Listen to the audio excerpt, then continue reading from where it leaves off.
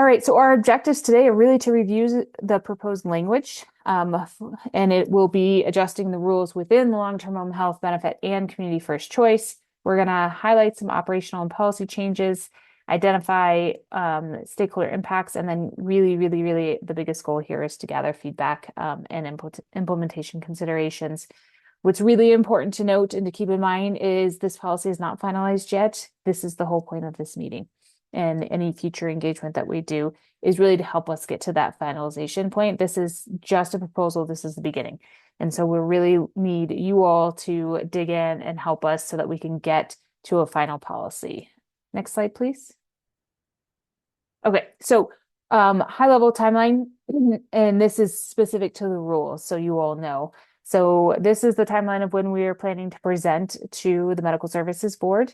We have, as you can see, the initial draft that are going out to you all, so you can take a look, provide your feedback, things like that. There's a second draft that will go back out in a couple of weeks once we are able to incorporate all the changes from the first draft and from this meeting. We plan to present initially to the Medical Services Board on September 11th with the final adoption of October 9th for the rule to be effective January 1st. And there is a gap there because there is a time frame where rules actually don't go into effect that month, and it has to do with the Secretary of State and how all of their processes work. So that is the high-level timeline for the rules. Next slide, please. Okay, so overview of what we are looking to do. So the Joint Budget Committee and the General Assembly actually approved a proposal that creates a new group rate for some long-term home health and community first choice benefits. This is really going to go into effect an implementation that will go in through the 2027 calendar year. So it's going to be a rolling effective date. Providers will begin to bill the group rates where applicable, so only where it makes sense and only where they should be, beginning on January 1st.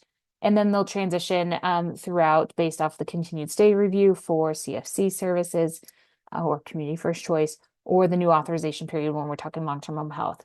Reimbursement for these services is for the delivery of the service by the same provider at the same location and at the same time, but to more than one eligible and enrolled Health First Colorado member. So the idea is 2 to 3 people in one home, 2 to 3 people in one park, whatever it is, all by the same provider will be a group service. It's very similar to the idea of other group services. We have group respite, we have group supported employment, we have a lot of other group services. It is really going to be akin to those, and when it is the same service to multiple individuals in the same place at the same time, would be a group rate instead of those individual rates. Next slide, please. Okay, so for the long-term home health benefit, this is just a high-level overview of what that is. What is long-term home health? It is actually services that are provided from a licensed and certified home health agency for members that actually need intermittent home health services. So it's skilled home health services that are provided for those that require ongoing services. So it's really beyond the acute period. So beyond the 60 days time frame. So short term is 60 days or less. Anything longer than that is long-term home health. So that includes services such as skilled nursing, certified nurse aide, physical therapy, occupational therapy, and speech therapy. Please note that those therapy services are available to members age 20 and younger only. Next slide, please. So the group rates for long-term health would be for CNA services only. So when more than one member is served in the same location at the same time for CNA. No group service is being added for skilled nursing, just CNA. This really will support more efficient deliveries of the service and workforce flexibility while maintaining person-centered care. So the way that it operates right now, if you have 2 members in the same home, a CNA goes in and has to provide all of the care, essentially clock in all of the care for member A, finish that up, and then for member B. This allows a lot more fluid supports across at the same time, which is usually how it works. It is not very common that, especially if you're talking children, that child A says, yep, I will sit here and wait patiently for my care to be provided until you finish with child B. That's not real. And so this actually allows for that system to be a lot more fluid and flexible, and care to be provided at the same time. Individual rates will remain, so they will continue to have all of the individual rates, all of the normal things that we have now, in addition to the group rates. But that will be provided when care is provided to just a single member. Really, this is aiming to reduce the duplicative billing. It's going to improve payment accuracy, and it's going to support the long-term program sustainability. Members will not see a change in their authorized services. So if somebody was authorized and needed 4 hours of CNA services before, they will continue to have that same level of need. What is going to change is how providers will bill or schedule their care, potentially. Next slide, please. All right. So here are where we are looking to update the rules themselves within the long-term home health. So we're adding a section to 8.5 to 0.9 reimbursement that will outline the criteria for the group rates. The section outlines when the rates apply, the ratios must be safe and support the ability for a single individual to provide that level of care. Providers must identify overlapping services and bill group rates when the criteria is met. So you can't choose to still bill for individual services when you're providing care at the same time to two individuals in the same location. The rules apply across agencies, so you can't contract out the care to avoid having to bill the group rates through staffing arrangements. Home health agencies must coordinate schedules, services, and documentation in shared care settings. None of that is new. Home health agencies already know about those requirements, and most of them do it extraordinarily well. Non-compliance with group billing requirements may result in audits, recoupment, or sanctions. This is the exact same language and verbiage that we use for all of our benefits. Anytime there's non-compliance, it can actually result in those items. Next slide, please. Okay, so that was long-term home health. So when we're talking group benefits and group rates, it applies to CNA only. That is the only new service or reimbursement methodology that we are adding. For community first choice, here is an overview of what the program is, where it falls, and how it works. Community first choice is really a new benefit in Colorado that makes HCPF accessible for a lot more Medicaid members with expanded options and availability for self-directed care. Some of the services are mandatory and some of them are optional that we put in our community first choice option. Next slide, please. All right, so for CFC, or community first choice, the group rates will be a new reimbursement methodology, so added to personal care, homemaker services, and health maintenance activities within in-home support services, or IHSS. Please know that group rates are not being added to consumer-directed attendant support or CDOS delivery option at this time. This is something that we are hoping, as we are able to roll this out, go down the road, to add that as an option for folks, because I do actually know that there are a number of people that would prefer to only have to bill once instead of multiple times for multiple children. So that is something, but because of the way that the budgets work and the calculations, it's highly complicated. And so we want to do it, roll this one out well first, and then we can focus in on that one. CFC does not currently include a rate for shared delivery service. So this will allow a single direct care worker to support more than one member simultaneously. So that this structure, I can say, is not currently allowed, is not currently authorized, is not currently a thing. And so this is a new structure that is going to be available for everybody going forward. It really improves the flexibility, again, reduces the duplicative billing, and better aligns reimbursement with service delivery, as we mentioned, with long-term home health. All right, next slide. And I'm flying through these because I really, really want to focus the majority of our time on feedback, and I want to hear from you all. So I like to give all of the information, kind of walk through it, and then we will have the majority of the meeting actually to talk through questions and hear from you all. All right, so the rules themselves and where we are looking to add, we're adding in the sections within the personal care section, the homemaker section, and the in-home support services section reimbursement. So this will be added to each of those individual areas within the community first choice rules. group rates, the information that'll be added is group rates and how they apply when a caregiver provides services to 2+ members. Providers must identify overlapping or concurrent services. You'll see a theme. So we wanted to make the rules and the updates and the changes because it's the same. We're adding a group here. We're adding a group in long-term home health. We wanted the language and the verbiage to be as close to identical as possible because it's the same policy. Next slide, please. Here's additional areas that we are updating things. What is a little different here is case managers actually authorize these services versus with long-term home health that goes through a third-party vendor. So case managers, had to be this had to be mentioned in the rules as well. So they are the ones that are authorizing in accordance with the applicable individual or group rate criteria. The case managers will work directly with the provider agencies. They do this already to determine whether or not it's group or individual service. Authorization decisions must align with the service delivery circumstances. And then, as noted, case managers are expected to coordinate with providers and members when the services occur in a shared setting. This is something that case managers already do. They already do it well. And so it's just called out here. Next slide, please. All right. So here is the timeline, and the idea of this one is to show kind of what we're looking at for the rollout. So when is this going to be available? When can you start adding it to a prior authorization? When can you start billing for this? Because I know a lot of folks are excited about, again, not having to have the multiple clock in, clock out scenarios. This will be a lot easier to have one direct care worker there. So for CFC, these changes are going to be made at the continued state review. So on a rolling basis, starting in January, and where everything will be implemented by December 31st.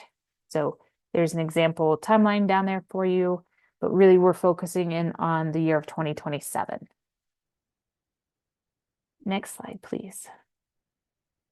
All right, and this is where we really turn things over to you all to get questions, to receive feedback. How are you all finding the regulations? Are they clear? Are they easy to understand? Again, group rates exist in other services, so we had a framework to work from, which was nice. But this is a brand new idea for these services, and so let us know what you guys think. Let's see here. Do we have another slide here? Oh, we'll pause here and take some feedback. And I think, Danny, you are the one that is helping facilitate the hands and questions that come in. Yes, that is correct. Before we go to the hands up, there was one question from Molly that I think would be helpful for everybody. At the very beginning of the presentation, she had asked if there's a mandate for CMS's approval as well. And Maddie answered in the chat that these changes will go through the CMS state plan amendment process in the coming months. So just keep an eye on that if you like to keep tabs on the CMS approvals. Thanks, Danny. Yeah, that was a good question, Molly. I'm glad we were able to get that out there. I see we have a couple hands. Why don't we, Victoria, your hand was up for a while, so we can go to you. I think we are limiting time at 2 minutes so that we can make sure to get everybody's feedback, and then we can circle back if we need to. Can you hear me? We can. Okay, I have 3 questions. All right. One of them is personally from me. 2 of them are from other family members. Okay. So the first question is this mandatory? The reason why is because I personally have been told by some state people that this is mandatory for any household that provides care for more than one member. But other advocates have said that it's not mandatory. It is an optional service. The second question is, I see that you guys have a bunch of information on the group rate, but I don't see the actual numbers for the group rate. I know that when I was talking to directors from different ARC chapters that we were all looking for that information and could not find it. Then the third question is, if this is something that you guys are trying to do, I don't know if you've paid attention to what's going on the ground, but it's a mess. CMs are a mess with all the changes, still waiting for more changes to come through. Families are spinning out. The hits are unbelievable right now. And us advocates are working so hard to help families. And my first thought as an advocate is that maybe you guys should hold off on the timeline of this, if this is in fact mandatory and not optional, until the dust settles from all of the stuff you guys are still doing, because there's still things that haven't gone through yet. And so I think that it's irresponsible to add more on top of what's already been done until the dust settles and the current ones stabilize. Thank you. All right, thanks, Victoria. I'm going to try to go through each of those. So the first one is it mandatory? It will be mandatory when a service is being provided in the same setting at the same time to multiple individuals by the same provider. So it will absolutely be mandatory for those scenarios. It will not be mandatory if the services are not at the same time in the same location, things like that. And then I hear you in the concerns around rolling this out now with the case managers. This is something that case managers are actually really well versed in authorizing. They do group services now. This is just another option. So there will be the normal personal care, and then is personal care provided in a group setting with multiple individuals, those types of things. This is something that they do now for respite. This is something they do now for supported employment. This is some, I'm going to go ahead and ask you to go ahead and mute, please. This is something they do now, and we are fully committed to continuing to operationally support them through the process. All right, Danny, who do we have next? Thank you. It looks like we have Megan. You are Megan next. Bowser. Yes, Hi, ma'am. Megan. Hi, sorry, I had to get back to the right screen. Okay, so I'm gonna do a clarifying on what you just said. So if currently you provide care to multiple members in the same home, but you do it at different times. So from 9 to 11, you do person A, and from noon to 5, you do person B. That's weird chunks of time, whatever. If you want to, and that is working, and that is how you truly provide care, can you continue doing it that way? Yes, if that is truly what the care needs are. So what I want to specify, and thank you for the question, Megan, because I think it is really important to clarify. If we're talking CNA, there is a plan of care. So a plan of care is required to be provided by the home health agency, and it is based off of the care needs. What cannot happen is that plan of care or the care needs are adjusted to fit a different billing style. So if there are two, let's say, children, and what was the example? 9 to noon and then noon to 5, or Yeah, 9 to 11 and then noon. Great I liked it. time frame, but like you do They're good morning times. care plan from 8 to 10 a.m. on kid A and from 10 to 11 a.m. on kid B. That's a better. Yeah, no, I knew what you meant. I was just rolling with it. It's fine. But yeah, I mean, if that is truly what the care needs are, and that is when it needs to happen. So good examples are, stabilized, well-tolerated tube feedings can be provided by a CNA, and that needs to happen from 9 to 10. Nothing for the other child needs to happen during that time. Their care plan dictates that they need orthotics put on, or I don't know, I'm making this up, right? During a separate time. That would be appropriate and be able to be continued, if that helps clarify. But if you're saying, you know what, I normally do it from 9 to 10 while I'm also managing this tube feed, but in order to bill 2 individual rates, I'm going to switch the time, that would not be allowed. Got it.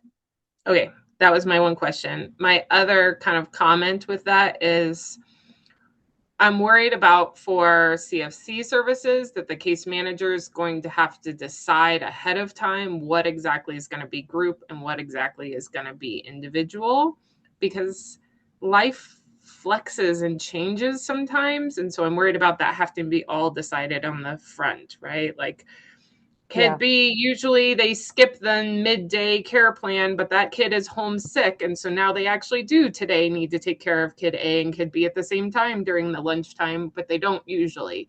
and sort of not have the flexibility within that versus I don't exactly know how it works with PDN, but my understanding is there's a lot more flexibility. It's just dealt with on the billing end, not on the PAR end. So I'm worried about it having to be done on the PAR end. Yeah, I think that is good feedback and something that we can take back and have conversations to see how we can figure that piece out. Thanks. Yeah, thank you. I appreciate that. Alrighty, next we have Molly Wiley. Hey, Molly. Hi, good afternoon. I had a lot of I had a lot of the similar questions that Megan did, just about the, life happenings that change. Does that then require a PAR revision because suddenly it's an individual rate versus a group rate? Right. I think it will be important to define similar services. What makes something similar, what makes something dissimilar, and are we talking a similar task or same task or a similar category of, I know that homemaker, but there are lots of tasks that fall under the umbrella of each of these categories. So I was thinking, just an example, that let's say two members are getting dressed or need help dressing, and maybe the scenario where Megan said these two chunks of time, but one member's dressing also has aim attached to it, so it takes longer, it's a little bit more involved, but the caregiver's doing both of those members in the same home. I think for the most part, things aren't happening at the same time because they can't, right? Because you can't duplicate care and billing at the same time, but maybe they're close in time. And so if one member has a similar task, but it's taking a little longer because there's aim involved, then does that mean that particular member, a portion of their task is under the group rate, but then because it takes longer, then you have individual rates, because so that dressing for that member has a combo billing rate? So I'm just thinking about like things would get where they get a little Messy. dicey and messy. Yeah, no, that's really good to point out, and something for us to take back and think about if there needs to be some sort of like minimum time frame. Something along those lines. So we can certainly take that back. Thank you for that. Yeah, thanks. All right, Danny, who's next? I'm gonna move us over to the chat because we have a few questions going there, and then we'll come back to the hands raised. We'll just kind of alternate. Great. Okay, so we have a question from Mayela. What if the members are all different ages with different schedules, and we use a master schedule to coordinate services? So it sounds like this is a more nuanced question. And then we had mentioned that billing would be easier under this process. Would providers still be required to complete notes for each child individually? And if so, it seems that it would create duplicate work for providers. One final question from her. What happens if each child has a different provider? Yes. So thank you for those questions. So I'll go back to the example that Megan and I were talking about, that if the plan of care and the care needs happen and are documented to need to happen at different times, then it would not have to be the group rate, because they're documented. They need to happen. This one needs to happen from 9 to 10, and this one needs to happen from 11 to noon. Like, that's how it works. And that's okay. If we are scheduling that way just to get around group billing, that's not okay. And so, it is nuanced. It's going to be nuanced because it's varied and it differs by the individual.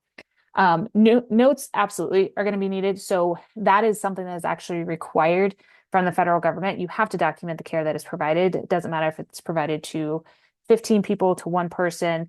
It is something that we have to be able to audit. We often have to come back and request notes to justify scope, frequency, and duration from audits that we get actually from the Centers for Medicare and Medicaid Services. So those are something that actually have to happen regardless of the care that is provided or the service or any of that. Like that is a standard requirement.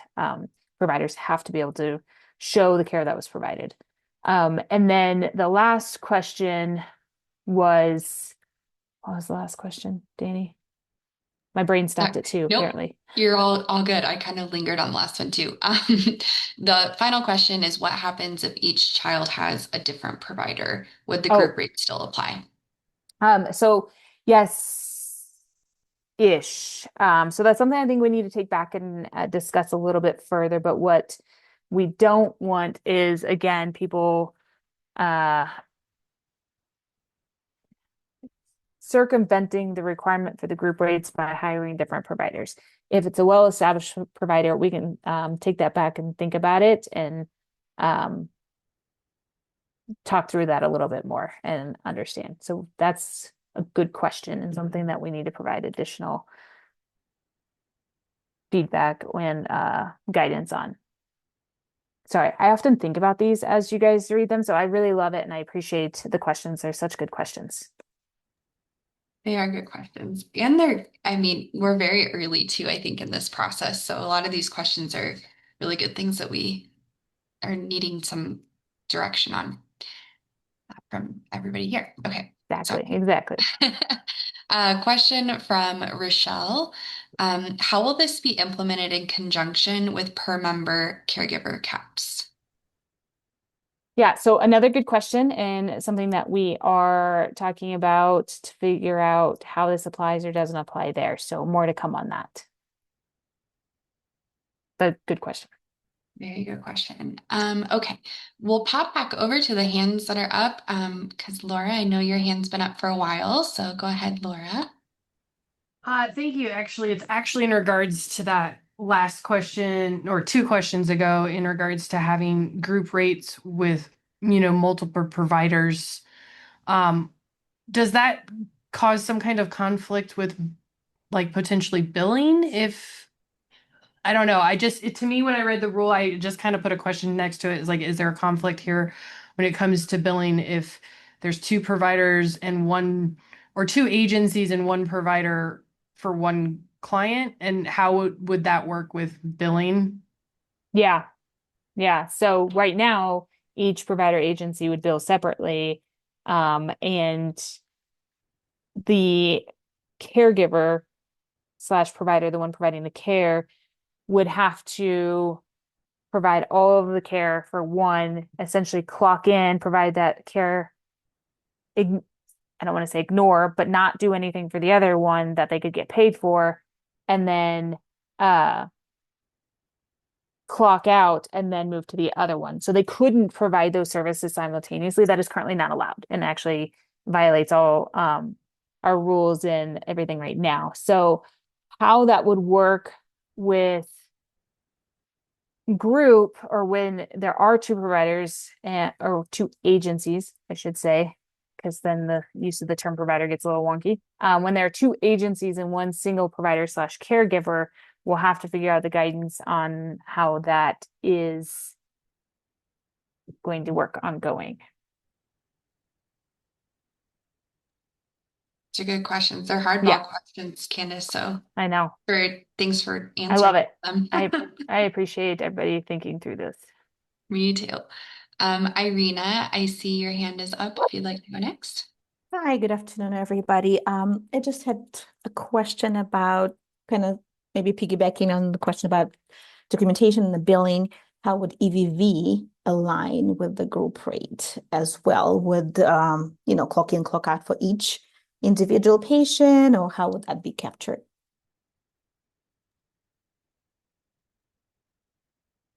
Sorry, summer break. So with EVV, it will be adjusted to make sure that it can be documented in that system as well, if that helps clarify that. So that is a part of the process, and with all of these updates, we'll have to update the EVV system too. But do you know, or is it still in the works? But the expectation would be, if it's a group rate, we the provider clocks in when they come to provide care, even if it's for more than 2 people, and then clocks out at the end of that, or it's still going to have to be sort of a Yes. individual? Yeah. Yeah. So Okay. yeah. So we'd have to figure out a way for them to clock in and clock out. I don't know exactly what that looks like yet. But that would absolutely still need to happen. Okay. Thank you. Yeah, of course. Great question, Irina. Thank you. All right, I'm going to move us back to the chat, and Victoria, we'll come back to you shortly. I just want to make sure everybody gets their feedback heard. So going back to the chat, we have a comment from Mayela who says, I think it's an interesting concept, but one of the concerns that they have is it is for groups with medically complex children who live together, when in reality, life happens and siblings do not always have the same needs, schedules, appointments, etc. Yeah. So I think that was similar to Megan, so it sounds like maybe dittoing what Megan was saying. Yeah, exactly. And that's going to be a key part of the person-centered support planning, is making sure that those conversations are happening to understand the varying needs and schedules and things of each of those children. Yeah.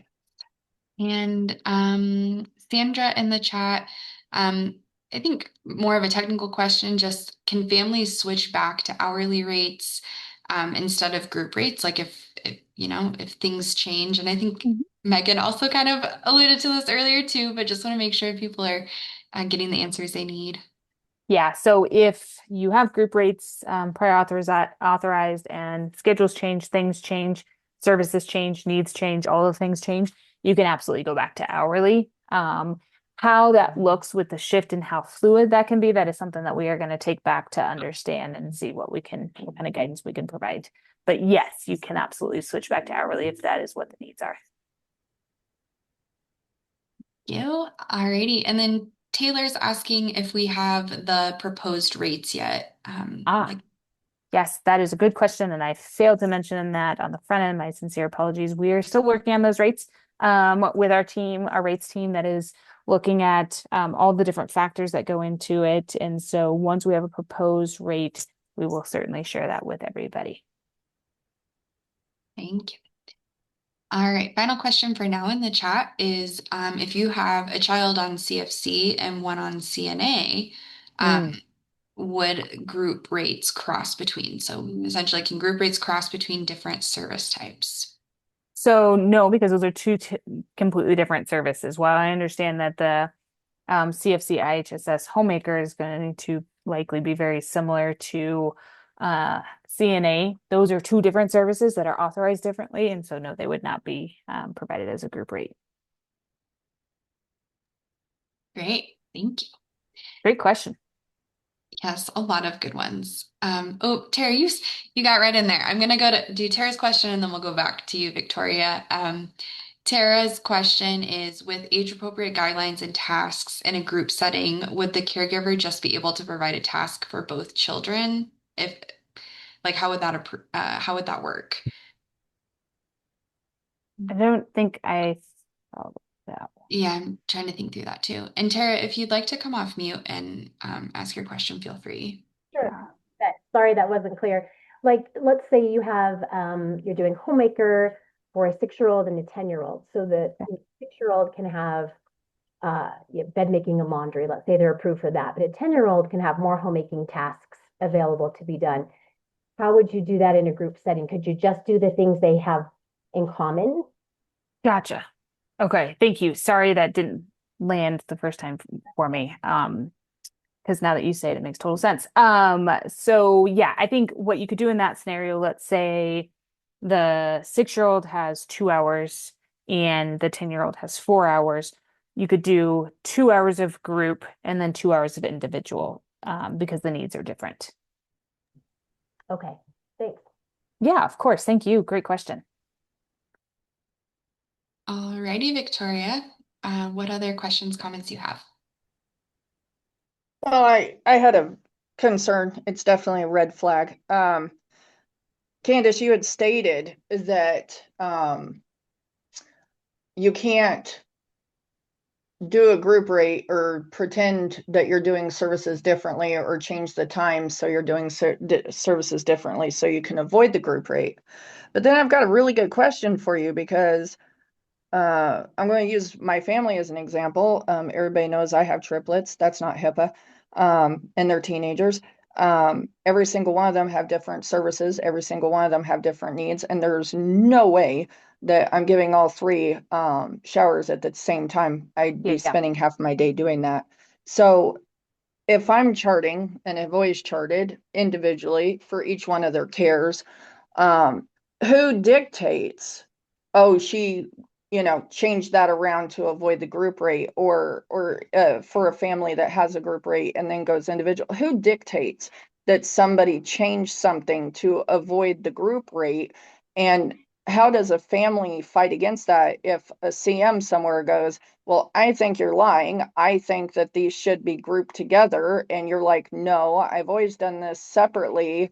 I don't want the group rate. I do them separately. Who dictates that? And how do families fight that if a CM believes that somebody might be making things up? Because that's a huge red flag to me, that somebody gets to dictate that.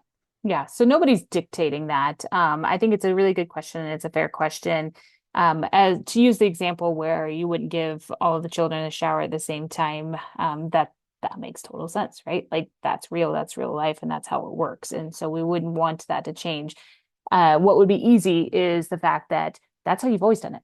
That's how it's always worked. And that's what works well for your family. And we would expect for you to be able to continue to do that.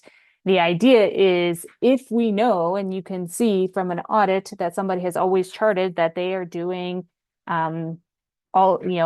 cleaning the rooms at the exact same time, doing meal prep at the exact same time, doing laundry at the exact same time, but now they're doing 3 loads instead of 1 load, that would be a pretty clear indicator. Again, that's not going to really come from the case manager. That's going to come on the back end from audits. And so it's something that the providers are going to have to be able to document and show the reason and the justification for the change.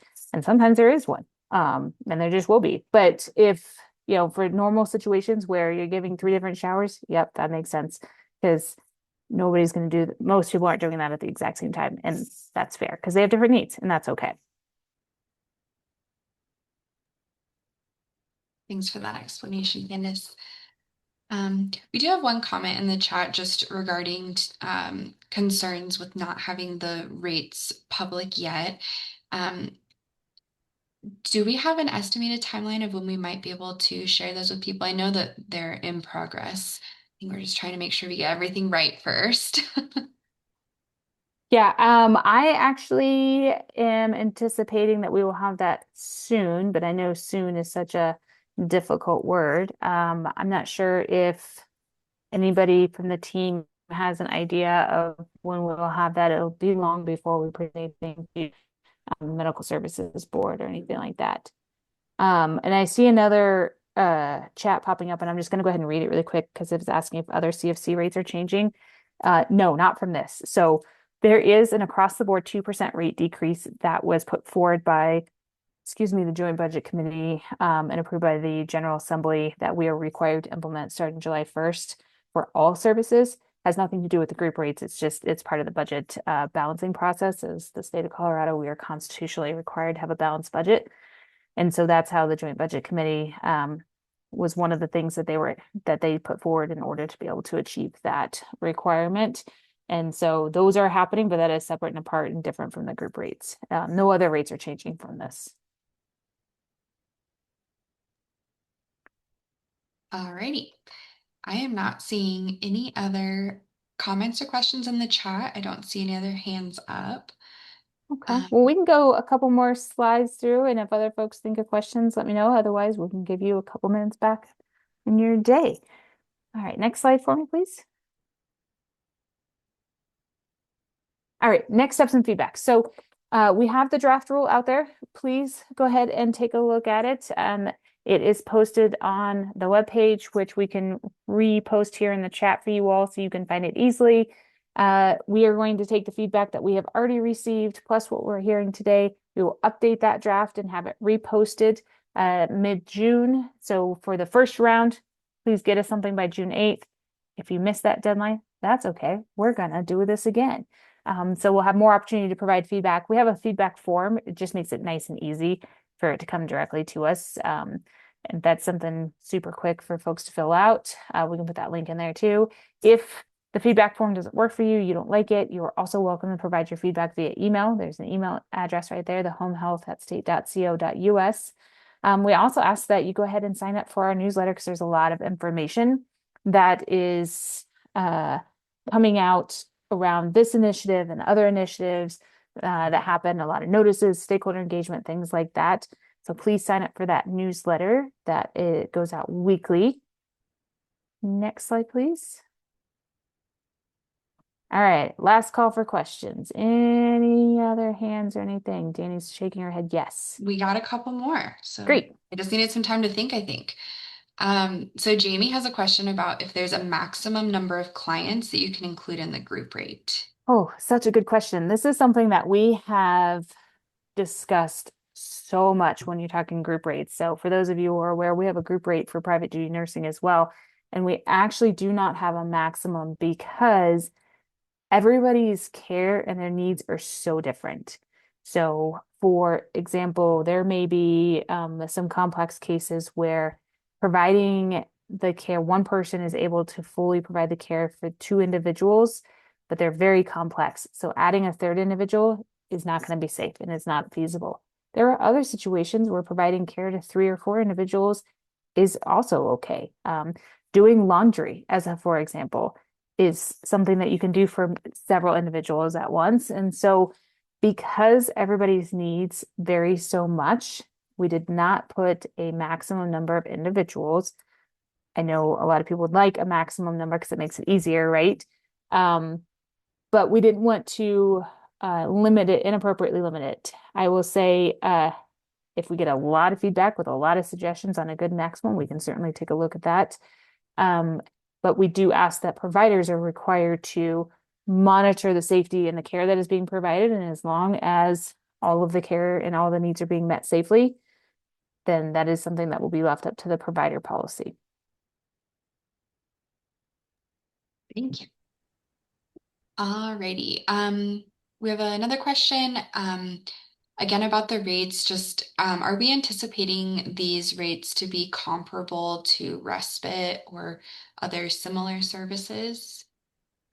So it'll be similar in the way that the respite rates work, such as there's the individual rate and then you have the group rate that will be a little bit lower because you're billing multiple people at once on that group rate. And so it'll be the same concept as far as comparable, meaning like around the same rate. I can't say yes or no to that because I just don't know. I don't remember what the respite rates are, quite frankly.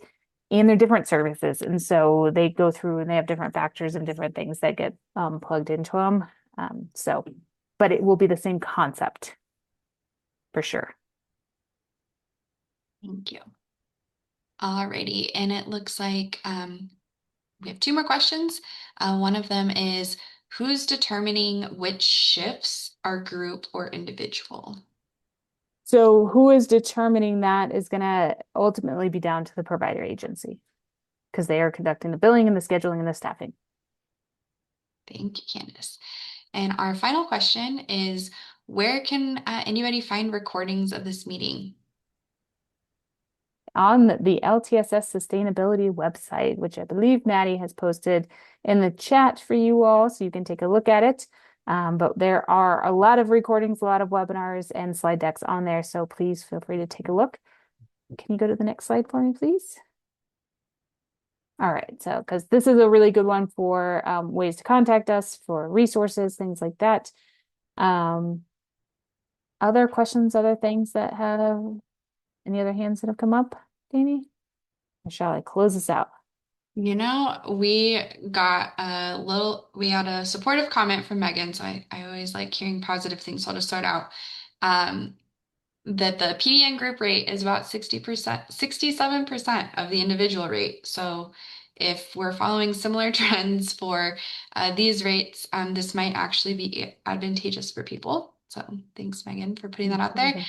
And Shirley, it looks like, put her hand up as well. So I don't know, Shirley, if you'd like to come off mute and ask your final question.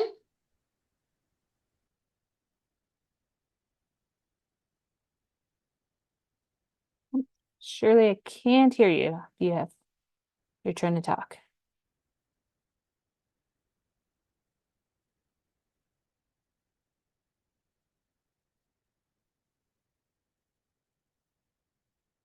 Anybody see Shirley?